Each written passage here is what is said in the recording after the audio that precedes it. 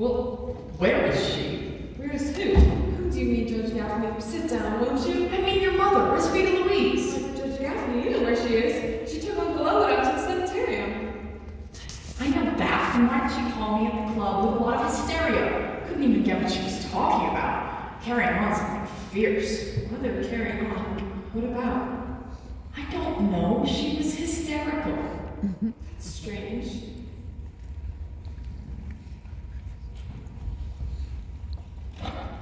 Did you find it? I'll be right out. They found it. Who? Found what? What are you talking about? My mother left the house with Uncle Elwood. I went out to the real estate office to put the house on the market. And what do you think I found there? I'm not a quiz kid. There was a man there who was looking for an old house just like this to cut up into buffet apartments. He's going through it now. Now see here, Myrtle May, this house doesn't belong to you. It belongs to your Uncle Elwood. But now that Uncle Elwood's locked up, Mother controls the property, doesn't she? Where is your mother? Where's Vita Louise? Judge, she went out to Charlie's Rest to tell about Harvey and to lock Uncle Elwood up. Then why did she call me when I was in the middle of a game and scream at me to meet her here about something important? I don't know. I simply don't know. Have you got the deed to this house? Certainly, it's in my safe. Myrtle, I feel pretty bad about this thing of locking Elwood up. Mother and I will be able to take a long trip now, out to Pasadena. I was like that boy. He could have done anything, been anything, made a place for himself in the community. And all he did was get a big rabbit. He had everything. Brains, personality, friends. Men liked him. Women liked him. I liked him. Are you telling me that once Uncle Elwood was like other men? That women actually liked him, I mean, in that way? Not since he started running around with this big rabbit, but they did once. Once that little mailbox of your grandmother's was full of those little blue scented envelopes for Elwood. I can't believe it. Of course, there was always something different about Elwood. I don't doubt that.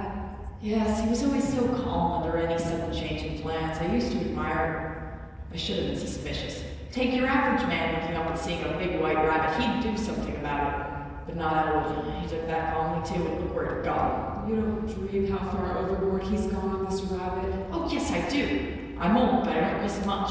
He's had that rabbit in my office many times. What's that noise? The perspective fire on the 3rd floor. Mother! Look, Judge! Vita Louise, what's wrong, girl? I never thought I'd see either of you with that. Take hold of her, Judge. She looks like she's gonna faint. No, Mother, you're all right. You're gonna be perfectly all right. Steady, steady, girl, Please, steady. not so fast. Don't rush her, ease her in. Let me sit down. Let me get to some place where I can sit down. Here you are. Oh, the gas bill. Oh my. Get her some tea, Myrtle. Do you want some tea? I'll get you some tea, Mother. Get a coat off, Judge. You don't get your coat up yet. Get her coat off. No. Let me sit here. Let me get my breath. Get her breath, Judge. Let me sit here a minute, and then let me get upstairs to my room bed where I can let go. What happened to you, Mother? Oh my.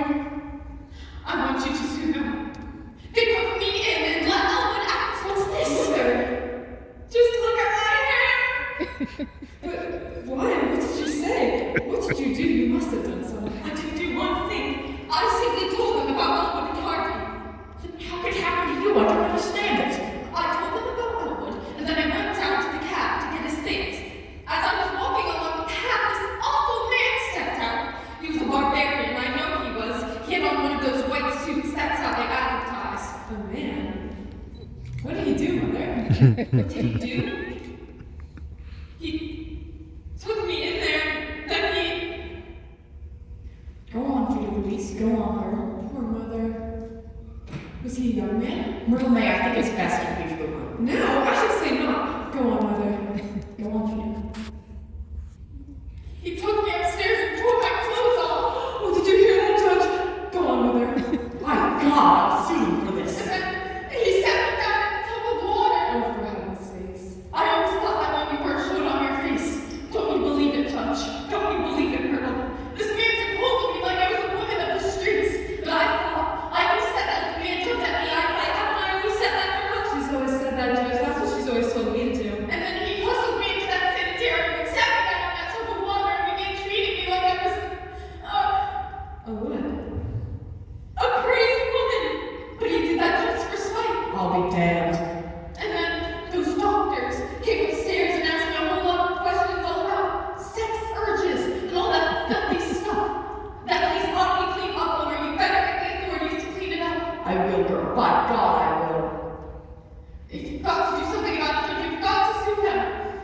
Chumley thinks he can run on savory place like this, he'll be publicly chastised. By God, run him out of the state. Tell me, Judge, is that all those doctors do at places like that? Think about sex? I don't know. Because if it is, they ought to be ashamed of themselves. It's all in their head anyways. Why don't they go for long walks in the fresh air? And Judge Gaffney walked everywhere for years, didn't you, Judge? And let me take some notes on this. These doctors, Dr. Chumley, and what was the other doctor's name? The Sanderson. But, Judge, don't you pay any attention to anything he tells you. He's a liar. Close-set eyes that always lies. Besides, I told him this something in the strictest confidence, and he blabbed it. What did you tell him, Mother? Oh, what difference does it make? Let's forget it. I don't even want to talk about it. You can't trust anyone. Anything you told this Dr. Sanderson, you can tell us, Lady Louise. This is your daughter, and I am your lawyer. I know which is which. I don't want to talk about it. I want to sue them, and I want to get in my own bed. But Mother, this is the important thing anyway. Where is Uncle Elwood? I should have known better than to try to do something about him. Something protects him, that awful puka. Where is Uncle Elwood? Answer me. How should I know? They let him go. They're not interested in men in places like that. Don't act so naive, Myrtle May. What's that noise? I found a buyer for the house. What? Listen, Mother, no matter who dumped at you, you've still got to log up Uncle Elwood. I don't know where he is. The next time you take him, Judge. Wait until Elwood hears what they did to me. He won't stand for it. Don't forget to sue them, Judge. A murdered man. All I hope is that never, as long as you live, Judge pulls the clothes up with you and dumps you down into a tub of water. Now see, Mother, no matter everything. No matter what happened out there, Uncle Elwood is still wandering around with Harvey. The thing for me to do is take someone else. It's all Uncle Elwood's fault. He found out what she was up to, and he put her in. Then he ran. Oh no, don't talk like that. Your uncle thinks the world of all of your mother. Ever since he was a little boy, he always wanted to share everything he had with her. I'm not giving up. We'll get detectives. We'll find him.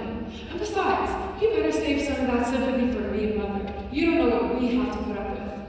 Just wait till I show you something he brought home about 6 months ago, and we hid it out in the garage. Just wait till I show you. I'm going to talk to Vita. There's more in this than she's letting on. Just wait till I show you, Judge. Okay, I'll wait. Okay, is he here? What? What's this? That crackpot with the rabbits, is he here? No, and who, may I ask, are you? Get a load of this guy. Not here, Doctor. Okay, Dr. Chumley's coming in anyway. What's your name? Chumley. Well, I've got something to say to him. What's your name? Let's have it. I am Judge Gaffney. Where is Chumley? The reason I asked your name is the doctor always likes to know who he's talking to. Dr. Chumley, this guy says his name is Judge Gaffney. Well, Chumley. Good evening, Judge. Let's not waste time. Has he been here? Who, Elwood? No. See here, Doctor. You sure you've been in? He's wise now. He's hiding. It'll be an awful job to smoke him out. It will be more difficult, but I'll do it. They're sly, they're cunning, but I get them. I always get them. Have you ever listened to places I've been mostly? Right here, Doctor. Read it. We've been to 17 bars, Eddie's place, Charlie's place, Bessie's Bar Dance, the 4th Avenue Firehouse, the 10th and 12th and 9th Avenue Firehouses, just to make sure, the Union Station, and the grain elevator. Say, why is this guy going under a grain elevator? The foreman is a friend of his. He has many friends, many places. I have stopped by here today to ask Mrs. Simmons if she has any suggestions as to where we might look for him. Doctor, I have to inform you that Mrs. Simmons has retained me to file a suit against you. What? So what happened to her at the sanitarium this afternoon? A suit? And while we're on that subject. Well, ain't that pretty, Doctor? After us dragging your tail all around town trying to find that guy. What happened this afternoon was an unfortunate mistake. I've already discharged my assistant commander, and I'm prepared to take charge of this man's case personally. It interests me. And my interest in the case is something no amount of money can buy. You can ask any of them. But this business this afternoon, Doctor. Water under the dam. Here's how I see this thing. The important item now is to get this man and bring him to the sanitarium where he belongs. That's right, Judge. That's just what I think. Let me introduce Miss Myrtle May Simmons, Mr. Dowd's niece, Mrs. Simmons' daughter. How do you do, Dr. Chalmers? What do you do, Miss Simmons? Well, hello, What? Oh, hello. Now, let me talk to Mrs. Simmons. She will come down, Doctor. I know she will. You try to get her to talk to him, Judge. See here, your mother was manhandled. She was, God knows what she was. The man's approach to her was not professional, it was personal. Wilson, this is a serious charge. Dr. Chung, I've been with you for 10 years. Are you really gonna believe? What's your name again? Gaffney, Judge Omar Gaffney. Yeah, thanks. You take the word of this old blister guy? Wilson! Me and the dame who sees a rabbit. It's not Mrs. Simmons who sees a rabbit, it's her brother. Yes, it's Uncle Elwood. If you'll come with me, Doctor. Very well, Judge. Wilson, I have a situation. Wait for me. Okay, doctor.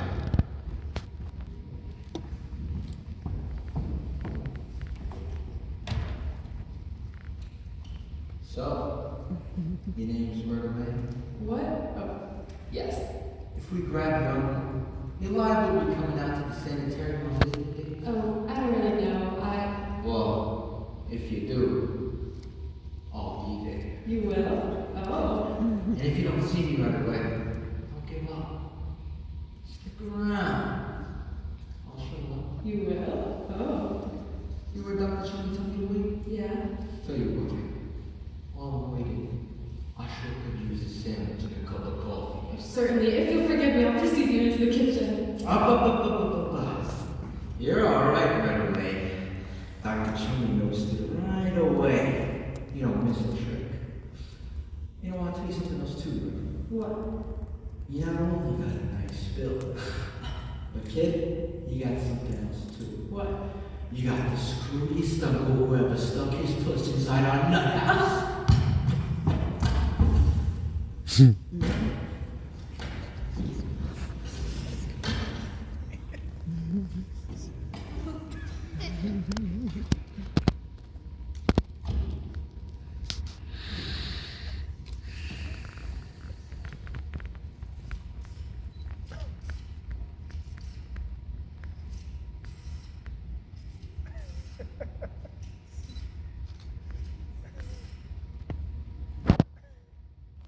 Hello, Chalmers Rest.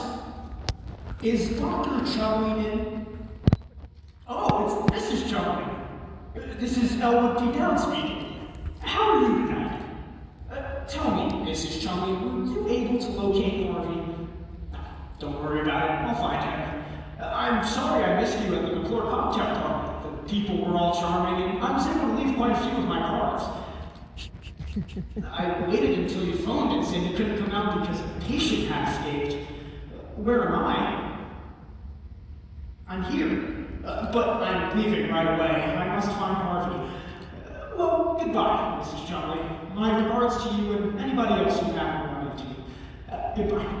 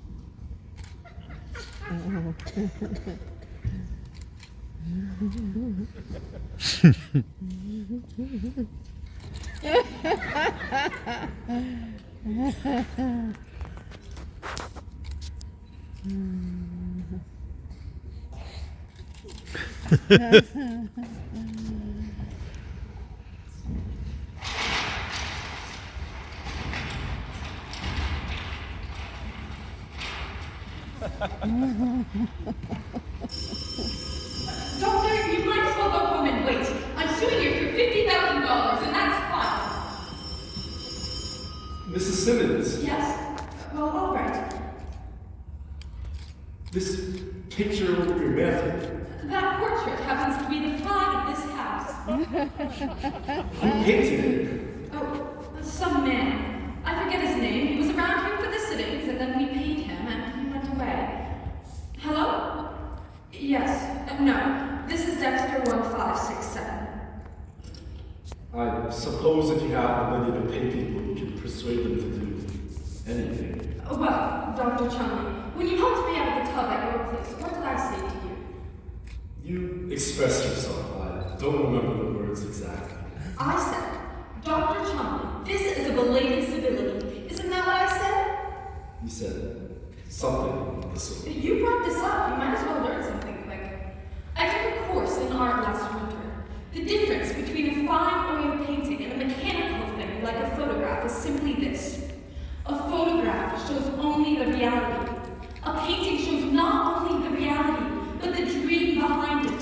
It's our dreams that keep us going, that separate us from the beasts. Why, I don't even want to live if I thought I was just eating and sleeping and taking off my clothes while putting them back on. Oh my God, help me! Steady now. Don't get too excited. Everything's all right. Now, what does the matter? Doctor, that is not my mother. I'm glad to hear that. Dr. Ellis been here, he's been here. Better be quiet. I'll take it. Hello? Yes, who's calling? Mrs. Simmons, it's your brother. Oh, let me talk to him. Don't tell him I'm here. Be casual. Hello, Elwood. Where are you? What? Oh, just a moment. He won't say where he is. He wants to know if Harvey is here. Tell him Harvey is here. But he isn't. Tell him Harvey is here and that will bring him here, perhaps. Humor him. We have to humor him. Yes. Oh, yes, dear. Harvey is here. Why don't you come home? Well, all right. It won't work. He says I need to call Harvey to the telephone. Say Harvey is here, but he can't come to the telephone. Say he's in the bathtub. Bathtub? Say he's in the bathtub, and that when he's done, we'll send him over. That way we'll find out where he is. Oh, doctor. Now you've got to know Mrs. Simmons. Hello, Elwood. Yes, dear. Harvey is here, but he can't come to the telephone. He's in the bathtub. I'll send him over as soon as he's dry. Where are you? Where, Elwood? Did he hang up? Harvey just walked in the door. He says to look in the bathtub. It must be a stranger. But I know where he is. He's at Harvey's place. And that's a bar over on 12th and Main. 12th and Main. That's 2 blocks down and 1 over, isn't it? Doctor, where are you going? I'm going there to get your brother and bring him to the sanitarium where he belongs. Doctor, don't do that. I'm warning you. Send one of your attendants. But if I am to help your brother, He can't be helped. There's no help left for him. He must be picked up and locked up and left. You consider your brother a dangerous man? Dangerous. Why? I won't tell you why, but if I didn't, why would I be asking for a permanent commitment for him? Then I must observe this man. I must watch him as he speaks to his rabbi. He does speak to his rabbi, you said. They tell each other everything. What's that? I said, of course he talks to him. But doctor, don't go after him. You'll regret it if you do. Nonsense. You underestimate me, Miss Simmons. Oh no, doctor, you underestimate my brother. Not at all. Don't worry now. I can handle him. You can handle him? That's what you think. Myrtle May! Look who's in the bathtub! Oh.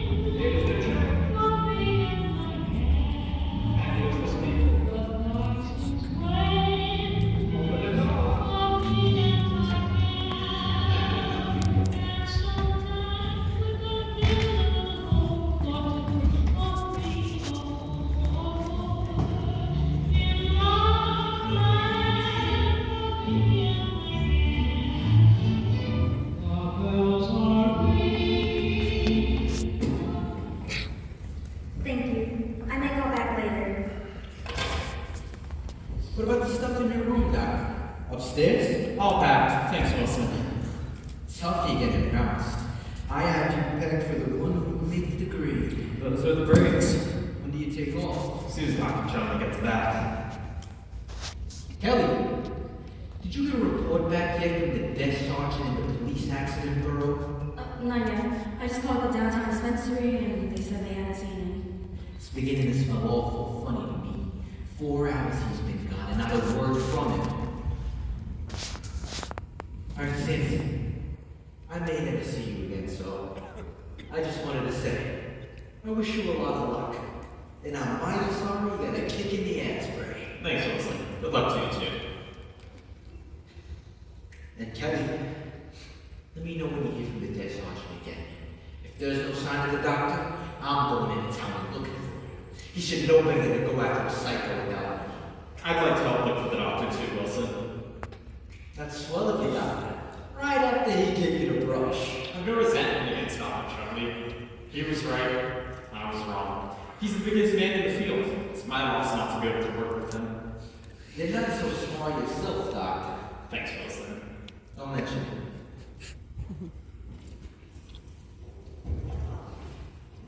Dr. Sanderson. Yes? Well, Doctor, I'd like to say that I wish you a lot of luck as well. I'm sorry to see you go. Are you sure you can spare these good wishes, Miss Kelly? Second thought, I guess I can't. Never mind. This is for nothing. Just a little bit of advice. I'd be a little wary if I were you about who I spent my time with. I beg your pardon? You don't have to. I told you it's rude. You know, I saw you Saturday night dancing with that drip down in the rose room at the Frontier Hotel. Oh, did you? I didn't notice you. I'd be a little careful of him, Kelly. He looked to me like a schizophrenic all the way across the floor. You really shouldn't have wanted him, Doctor. He's mighty. Not sure it is. Oh, this is mentality. The rest of him, well... She was beautiful, though. Who? That girl you were with. I thought you didn't notice. You bumped into us twice. How could I help it? Not that it matters to you. That girl is a charming little lady. She has a sweet, kind disposition. And she knows how to conduct herself. Funny, she could have made a better date on a Saturday night. And she's an excellent knot. Why didn't she use it? Oh, I don't suppose you're about to censor that flipping hard shell you have. I bet you're hiding something. I am not. Don't use any of your psychiatry on me. Oh, if I got try something else on you. Just once. Just to see if you melt under any circumstances. I doubt it. You'll never see it, Doctor. Because you interest me as a case history. That's all. I'd like to know where you get that inflated ego. Horrible. Don't run away, let's finish it. Leave me alone. Gladly.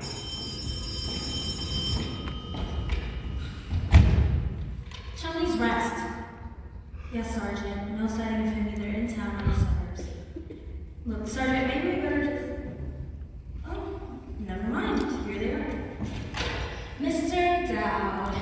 Good evening, my dear. These are for you. Oh, for me, thank you. They're quite fresh, too. I just picked them outside.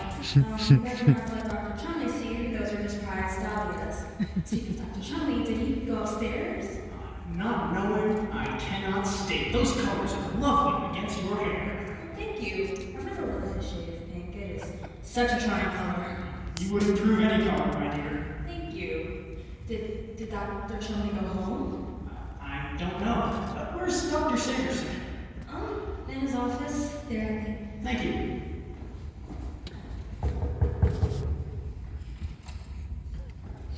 Dad, there you are. I have a cab waiting outside. If it's possible for you and Miss Kelly to get away now. Where's Dr. Chumley? Is he coming with us? That's nice. I don't know, Doctor. I must apologize for being a few seconds late. I thought Miss Kelly here should have some flowers. After what happened out here this afternoon, Doctor, those flowers should really be for you.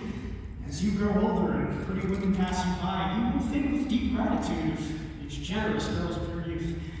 Shall we go now? Just a moment out. The situation has changed since you were out here this afternoon. But I urge you, Doctor, no resentments.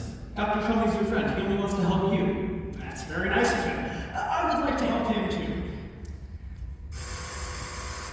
If you'll begin by taking a cooperative attitude, that's half the battle. We all have to face reality, Dad, sooner or later. Doctor, I've date, I finally went out with him. Won't you and Miss Kelly join me down at Charlie's? Here you are, upstairs, buddy. We're going upstairs. Is the doctor okay? There must be some mistake. Miss Kelly and Dr. Sanderson and I are going downtown for a drink. I would be glad to have you come with us, Mr. Wilson. They have a wonderful floor show. Yeah? Well, wait till you see the floor show we've got, buddy, upstairs. Just a minute, Wilson. Where did you say Dr. Charlie went down? As I said, he did not confide his plan to me. You mean the doctor ain't showed up yet? Not yet. Well, where is he? That's what we're trying to find out. Mr. Dow walked in here by himself. Oh, he did, eh? Listen, you talk faster. I'm working you over. I'd rather you didn't do that. And I'd rather you didn't even mention such a thing in the presence of a lovely young lady like Miss Kelly. Mr. Dow, Dr. Charlie went into town to pick you up. That was 4 hours ago. Where has the evening gone to? Listen to that! Smart ass! Just a minute, Wilson. Did you see Dr. Charlie's night out? Yes, I did. He came into Charlie's place at dinner time. It is a cozy spot. Let's all go down there and talk it over with the telephone. We're going no place. Now I'm asking you a question. And if you don't button up your lip and give me some answers, I'm gonna beat it out of you. What you suggest is impossible. What's that? You suggest that I button up my lip and give you some straight answers? It can't be done. Let me handle this, Wilson. We'll handle it then. But find out where the doctor is. Dr. Charlie did come into Charlie's place, you said. Yes, he did. And I was very glad to see him. Go on. He had asked for me. Naturally, the proprietor brought him over and left it. We exchanged the conventional greetings. I said, "How do you do, Dr. Chumley?" And he said, "How do you do, Mr. Dow?" I believe he said that at least once. Okay. I'm trying to be factual. I then introduced him to Harvey. To who? A big white rabbit, 6 feet tall. 6 feet, 6'1.5". Okay. Fool around with him, and the doctor's probably someplace bleeding to death in a ditch. If those were his plans for the evening, he did not tell me. Come on, Dow. Dr. Chumley sat down in the booth with us. I was seated on the outside, like this. Harvey was seated on the inside, against the wall. And Dr. Chumley was seated directly across from him, where he could look at me. That's right. Spend all night on the seating arrangements. Harvey then suggested that I buy him a drink. Knowing that he does not like to drink alone, I suggested to Dr. Chumley that we join him. And so, We joined him. go on. We joined him again. And then what? We kept right on joining him. Skip all the joining. You are asking me to skip a large portion of the evening. Tell us what happened. Come on, please. Dr. Chumley and Harvey got into a conversation. Quietly at first. Later, it became rather heated and Dr. Chumley raised his voice. Yeah? Why? Well, Harvey seemed to feel that Dr. Chumley should assume part of the financial responsibility of the joining, but Dr. Chumley didn't seem to feel that way. Oh, I can definitely believe that part. Let him talk. See how far we'll go. This guy's got guts. I then agreed to take the whole thing because I didn't want any trouble. We go there quite often, Harvey and I, and the proprietor is a fine man, an interesting approach to life. Then the other man came up. Cut the damn double talk and get on with it! Mr. Wilson, you are a sincere type of person, but I must ask you not to use that language in the presence of Miss Kelly. You know what? You're right, Dow, and we're sorry. You say the other matter came up? There was a beautiful woman, Mrs. Smetters, and her escort seated in the booth across from us. Dr. Chumley sat down next to her, explaining to her that they had once met in Chicago. Her escort escorted Dr. Chumley back to Harvey, and we tried to point out that it would be better for him to mind his own affairs. Does he have any? Does he have any what? Does he have any affairs? Well, how would I know? Oh, please, Mr. Dowd, please hurry up. We're all so worried. Dr. Chumley then urged Harvey to go with him to Blondie's Chicken Inn. Harvey wanted to go to Eddie's instead. While they were arguing about it, I went to the bar to order another drink, and when I came back, they were gone. Where'd they go? I mean, where'd the doctor go? I don't know. I had a date out here with Miss Kelly and Dr. Sanderson, and I came out here to pick them up, hoping that later we might run into Harvey and the doctor and make a party of it. So, you're satisfied? You got his story. Okay, you're lying and you know it. I never lied, Mr. Wilson. You've done something with the doctor. Now find out what it is. Don't touch him, Wilson. Maybe he's isn't lying, Wilson. That's all this guy is. A bunch of lies. I mean, you two don't believe the story he tells about the doctor sitting there, talking to a big white rabbit. Do you? I mean, well, maybe Dr. Chumley did go to Charlie's place. And saw a big rabbit, I suppose. And why not? Harvey was there. At first, the doctor seemed a little frightened of Harvey, but that gave way to admiration as the evening wore on. The evening wore on. That's a nice expression. With permission, I'd like to say it again. The evening wore on. With your permission, I'm gonna knock your teeth down your throat.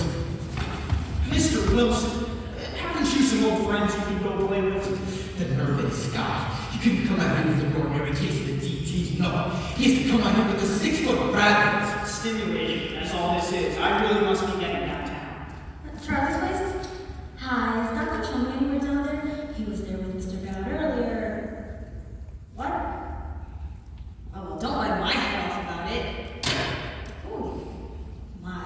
That man was mad. He said Mr. Dowd was invited back at any time, but his friends were not. Well, that's Mr. McNulty, the bartender.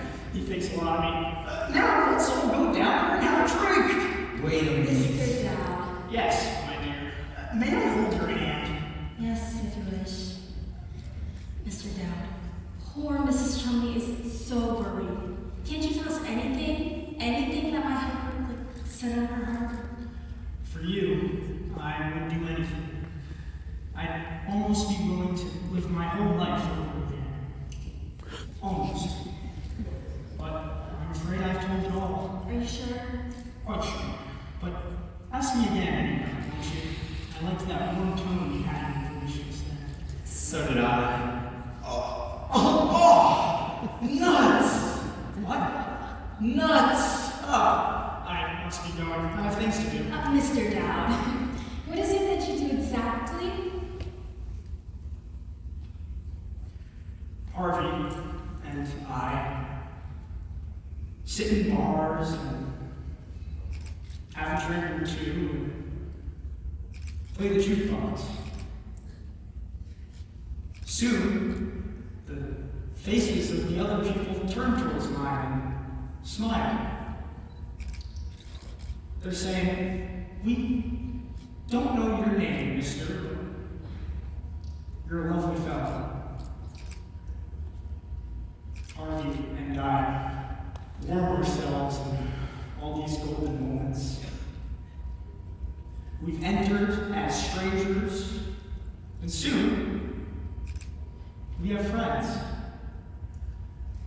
They come over to us, they sit with us, they drink with us, they talk to us, they tell about the big, terrible things they've done, the big, wonderful things they will do, their hopes, their regrets, their loves, their hates, all very large because nobody ever brings anything small into a bar. And then I introduce them to Harvey. And he is bigger and grander than anything they offer me. When they leave impressed. These same people seldom come back, but that's it, my dear. There's a little bit of it at best for us. Too bad, isn't it? How did you happen to call him Harvey? Harvey is his name. How do you know that? That was rather an interesting coincidence, Doctor. One night, several years ago, I was walking early in the evening along Fairfax Street, between 18th and 19th. You know that block? Yes. I had just put Ed Hickey into a taxi. Ed had been mixing his ride with his gin, and I felt he needed a little companion. I started to walk down the street when I heard a voice saying, "Good evening, Mr. Dowling." I turned, and there was this great white rabbit leaning against the lamppost. Well, I thought nothing of that, because when you've lived in a town as long as I've lived in this one, you get used to the fact that everyone knows your name. Naturally, I went over to chat with him. He said, "Ed Hickey was a little stiff this evening, or could I be mistaken?" Well, of course, he was not mistaken. I think the world and all of that. He was spiffed. Well, anyway, we talked for a while, and finally I said, "You have the advantage of me. You know my name, and I don't know yours." Right back at me, he said, "What name do you love?" Well, I didn't even have to think a minute. Harvey has always been my favorite name. So I said, "Harvey." And this is the interesting part of the whole thing. He said, "What a coincidence. Harvey happens to be my name."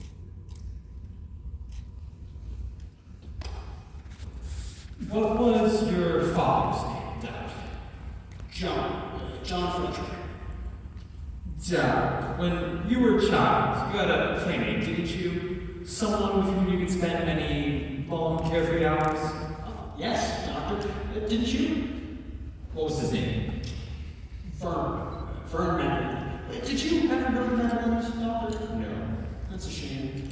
There were a lot of them that circulated. Wonderful people. I'm going to need you to think very carefully, Dad.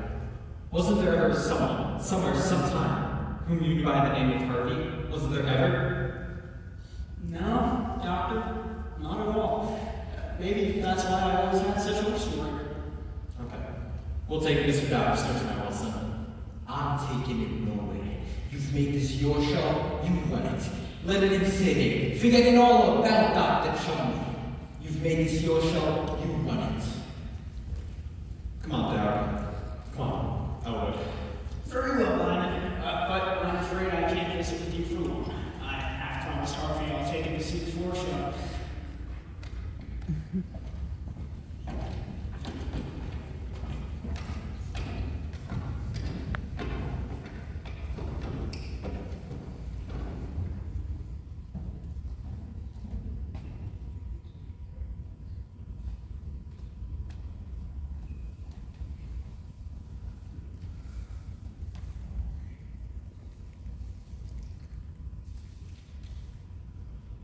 Oh boy.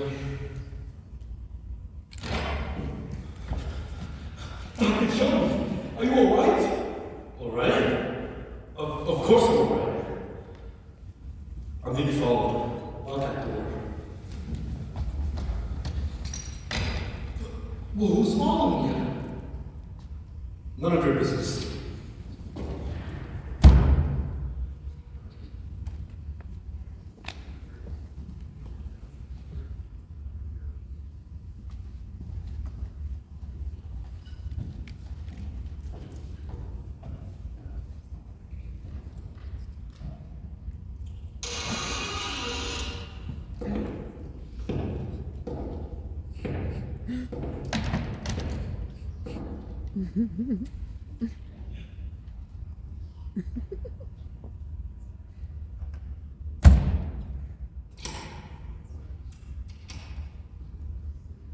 Wilson!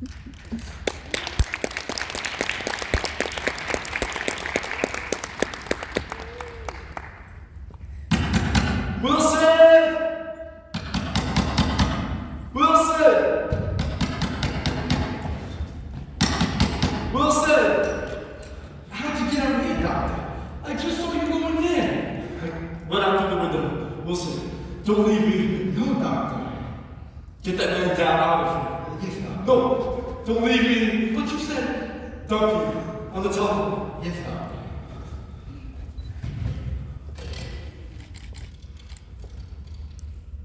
Donkey, give that guy down his clothes and get him down here right away. Wilson. Judge Gaffney? Dr. Chumley, I need to talk to you. No, not in there. The doctor doesn't want you in his office. No, sir. Sit down, Dr. Chumley, sit down. Sit down, Dr. Chumley. Sit down. Wilson, don't leave me. Now, Chumley, here are my notes. The facts. Can anybody hear me? Yeah, we can all hear you. Is that good?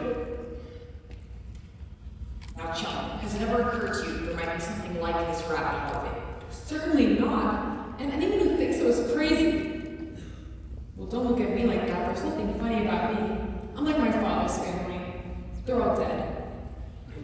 Now then, my client, the plaintiff, Mrs. Vita Louise Simmons, under oath, swears on the morning of November 2nd, standing in the kitchen of her home, hearing her name called, she turned and saw this great white rabbit Harvey. He was staring at her. Resenting the intrusion, the plaintiff made certain remarks and drove the creature from the room. He went. What did she say to him? She was emphatic. The remarks are not important. I want to know how she got that creature out of her sanitarium.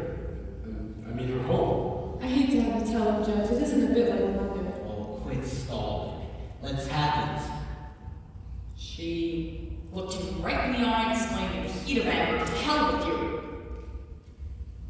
To hell with you. He left? Yes, he left, but that's not the point. The point is it perjury, or is it something we can cope with? I ask for your opinion.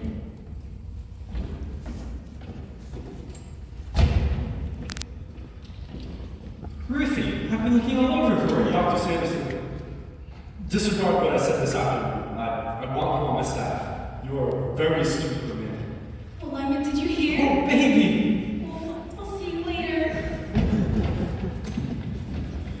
You've just got to keep Uncle Elwood out here, Doctor. No, I want this sanitarium the way it was before he came here this afternoon. I know what you mean. You do? Well, it certainly gets on anyone's nerves the way Uncle Elwood knows what's going to happen before it happens. This morning, for instance, he told us that Harvey told him that Mrs. McGillney's Aunt Rose was going to drop in on him unexpectedly tonight from Cleveland. And did she? Did she what? Aunt Rose, did she drop in just as Harvey said she? Oh yes, those things always turn out the way Uncle Elwood says they will. But what of it? What do we care about the McGillineys? And you say this sort of thing happens often? Yes, and isn't it strange? Uncle Elwood says Harvey tells him everything. Harvey knows everything. How could he when there's no such thing as Harvey? Fly specks. I spent my life among fly specks when there have been miracles on the corner of 18th and Fairfax, just leaving on lampposts. Good. Nobody here but people. Mother, you promised you wouldn't come out here. Well, good evening. Now, Renee, I brought Elwood's bathroom. Well, why are you all just sitting here? I thought you'd be committed here. Sit down there, girl.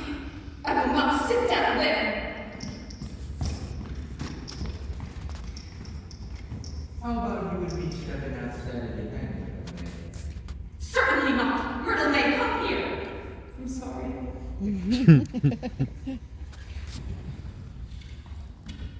Is everything settled? It will be soon. Doctor, may I give an opinion? Yes, please, by all means. His opinion. Homer, he's the doctor I told you about. The eyes. Doctor, it's my opinion that Elwood P. is suffering from a third-degree hallucination, and the other party concerned is suffering from autosuggestion.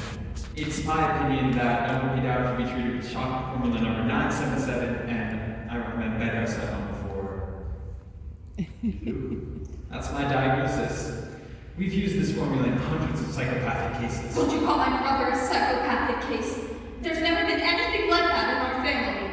If you didn't think Uncle Owen was psychopathic, then why did you bring him out here? I couldn't take him to jail, could I? Where else could I bring him? Besides, this is not your uncle's fault. Why did Harvey have to speak to him in the first place? With a town full of people, why did he have to bother Elwood? Stop putting your oar in. Keep your oar out. If this shock formula brings people back to reality, give it to him. It's where we want Elwood.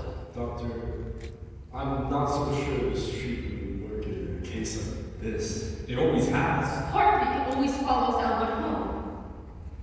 He does? Yes.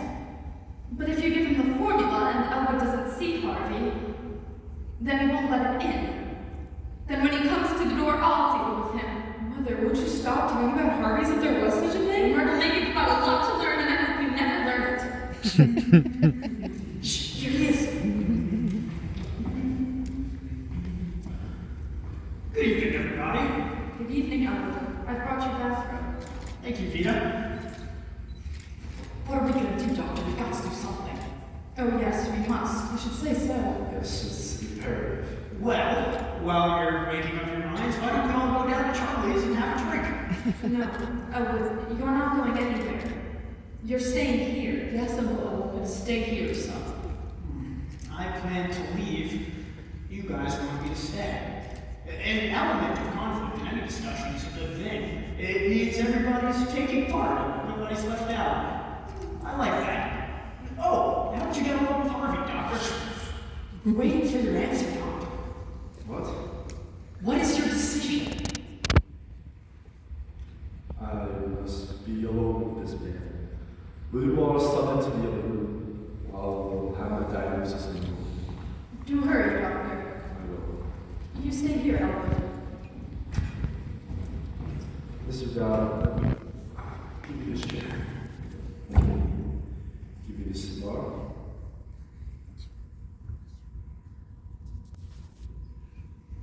Is there anything else I can do, Mr. Dowd? What did you have in mind?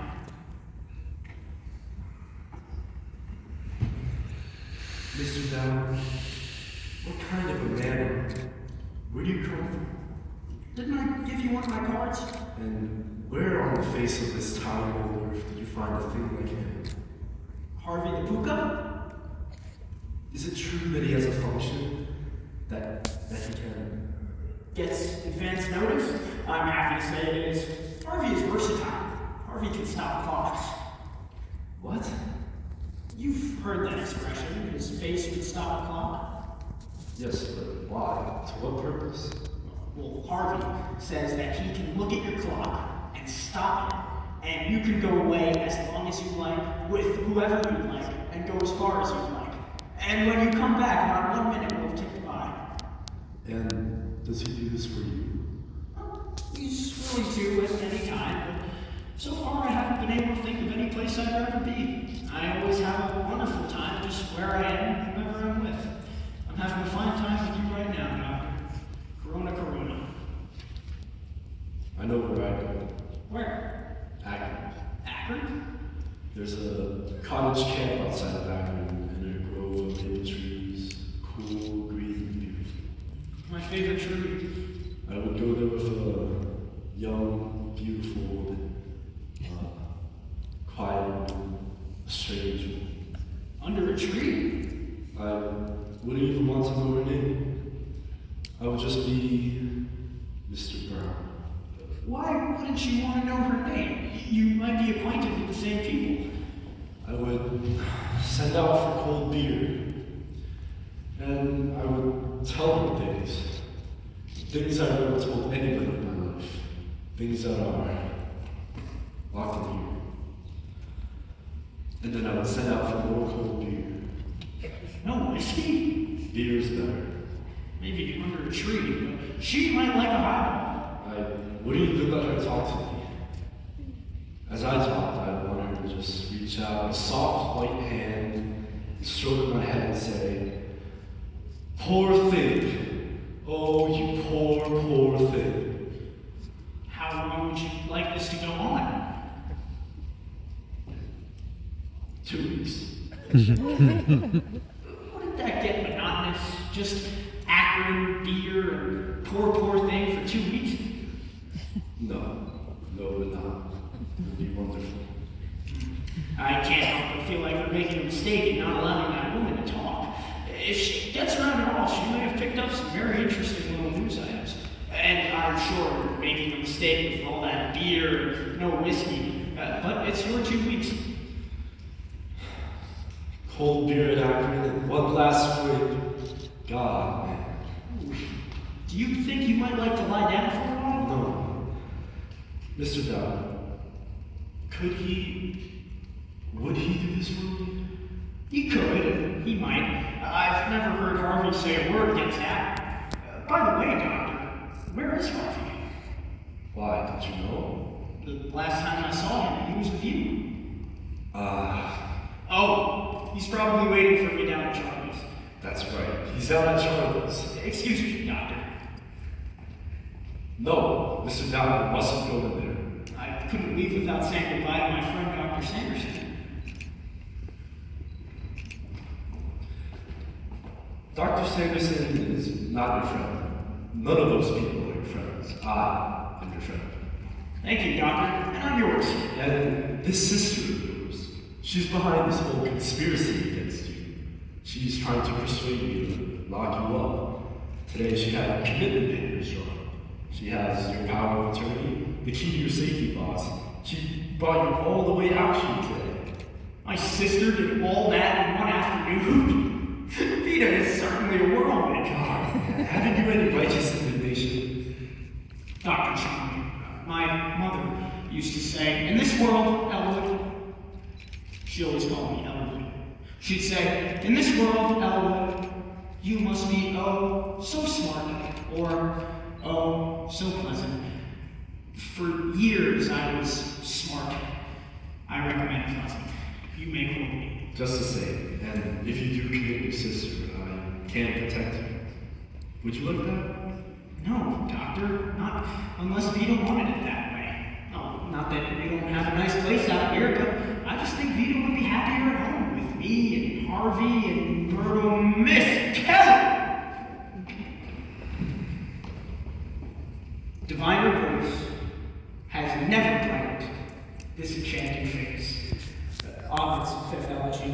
My dear, you will never look lovelier. And I'll never feel better, Mr. Dad. I just know it. Mwah. Well, Yes, Doctor. I wonder if I would be able to remember any more of that poem. Say, maybe that rabbit gag is a good one. Kelly never kissed me. Ovid has always been my favorite poem. Okay, pal, you're discharged. This way out. Wilson, let go of that man. What? Apologize to Mr. Dowd. Apologize to this guy? With the rabbit? Apologize. Apologize. I apologize. This is the door. If I leave, I'll remember. Just a minute. Mr. Dowd, do women often come up to you and kiss you like Miss Kelly did just now? Every once in a while. Yes? I encourage her to. Well, to hell with decency. I've got to have that rabbit. Go ahead and knock.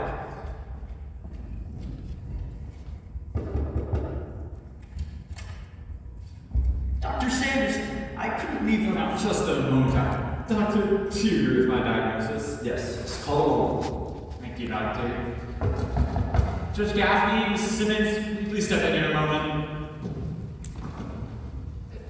Is everything settled? I find I concur with Dr. Sanderson. Thank you, Doctor. It's wonderful. What a relief. Good boy.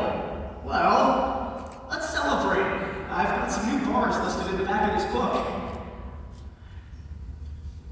This injection carries a violent reaction. We can't give it to him without his consent. Will he give it? Of course he will. If I ask him. To give up his rabbit? I doubt it. Don't ask him, just give it to him. Bessie's barn dance, Blondie's chicken egg, better late than never. Benny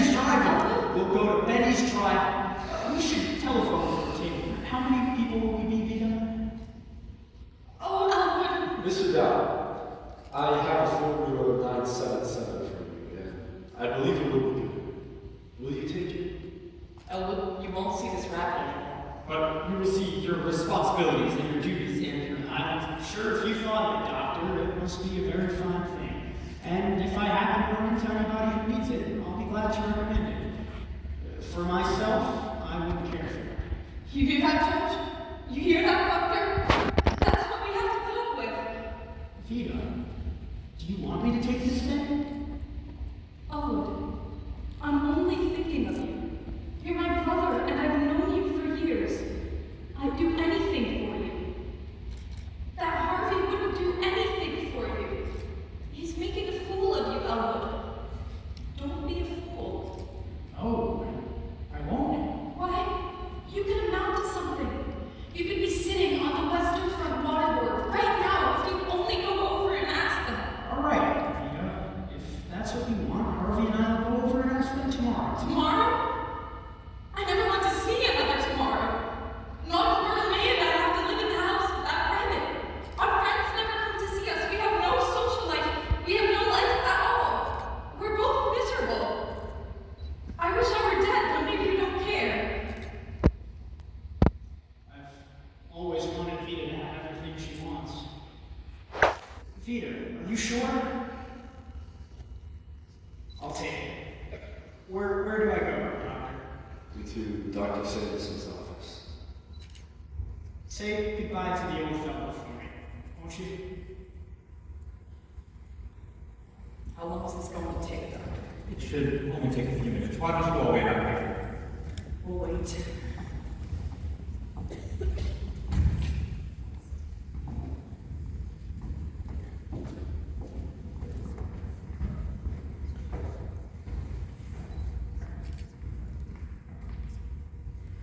Dr. Sanderson said it wouldn't take long. No, Mother, don't fidget. Oh, how can I help it? How stunning! Mother, can you see me in the house coat of this material? Yes, dear, but let me get a good night's sleep first. Come in. What do you want? Hi there. Looking for a little short. Oh, there you are. Lady, you just got out of the cab without paying me. Oh, yes, I forgot. How much is it? All the way out here from town, $2.75. $2.75. I could have sworn I got my coin purse. Where is it?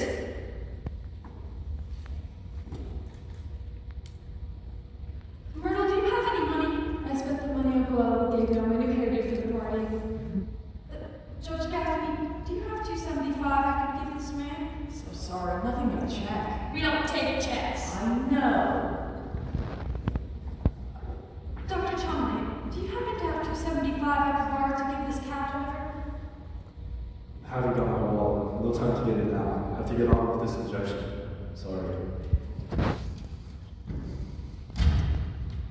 Well, I'll get it for you from my brother, but I can't get it right now. He's in there to get an injection. It won't be long. You'll have to wait. Your brother's got my money, and he's in there to get some of that stuff they shoot out here? Yes, it won't be but a few minutes. Lady, I want my money now. But I told you it'll only be a few minutes.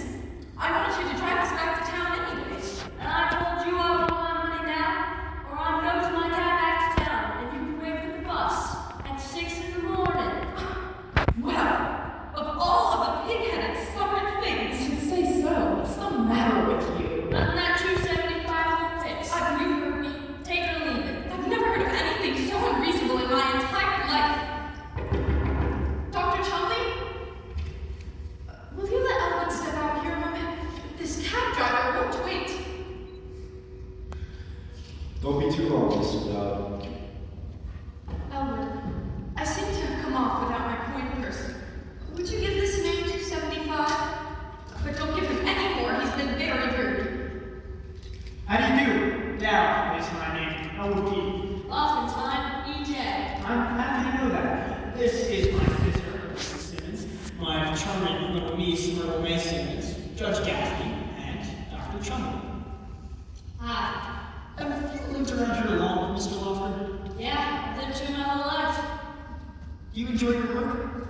It's okay. I've been driving Apex cabs for 15 years, and my brother Joe's been driving the Browns for nearly 12. You drive for Apex and your brother Joe for Browns. That's interesting, isn't it, Vina? Mr. Lovegood, let me give you one of my comments. Better get on with it, Mr. Dodd. Certainly. 1 minute. My sister and my child niece live with me here at this address. Would you and your brother come out for dinner sometime? Sure, be glad to. When would you be glad to? We couldn't do it any other night but Tuesday. I'm on duty all the rest of the week. You must come out on Tuesday then. Well, we'll expect you and be glad to see you. Won't we, Vina? Oh, Elwood, I'm sure this man has friends of his own. Vina, one can't have too many friends. Elwood, don't keep Dr. Chumley waiting. That's rude. Of course. Here you are. Keep the change. I'm glad to have met you. I'll expect you on Tuesday with your brother. Will you excuse me now? Sure.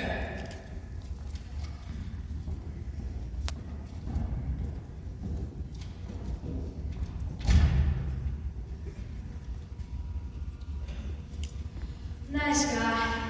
Certainly. You could have just as well waited. Oh, no, listen, lady. I've been driving this for 15 years. Brought him out to get the stuff and drove him back after they got it. It changes them. Well, I certainly hope so. And you ain't kidding. On the way out here, they talk to me. Sit back and enjoy the ride. We look at the sunset, watch the birds fly by. Sometimes we watch the birds when there ain't no birds. Look at the sunset when it's raining. Point is, we have a swell time, and I always get a big tip. But afterwards, Afterwards, oh. What do you mean afterwards, oh? they crab. They don't even watch the lights, watch the brake, watch the intersection. They got no faith in me or my buddy. And it's the same cab, same driver, and we're going down the very same road. And no tips. Well, my brother would have tipped you anyways. He's very generous, always has been. Not after this, he won't be. Lady, after this, he's gonna be a perfectly normal human being. You know what bastards they are. Glad I met you. I'll wait. Oh, Judge Gaffney! We're late! Stop it! Stop the injection! Elwood, get out of there! You can't do that. Dr. Chumley is giving an injection. I will stop this! I don't want to die! Dude, we're done. Mother, stop it! Shut up! I live longer than you. I remember my father. I remember your father. I remember... What's this? What's all this commotion? What's the trouble, Doctor? She sounded off again. She wants to stop the injection. You haven't already given it to him, have you? No, but we're ready. Mr. Wilson, get Mrs. Simmons out of here. Leave me alone! Get your hands off me, you barbarian! You don't know what you want. You didn't want that rabbit either. And what's wrong with Harvey? If Elwood and Merlin and I want to live with Harvey, that's our business. It's nothing to you. You don't even have to come around. Elwood!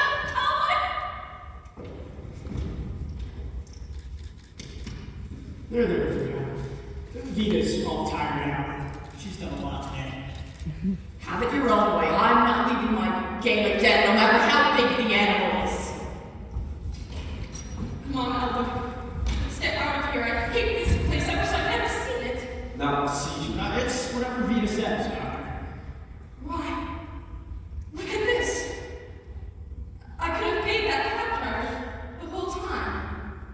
It must have been there all along. Harvey. Come on, Elwood. Come on, Renee. Hurry up.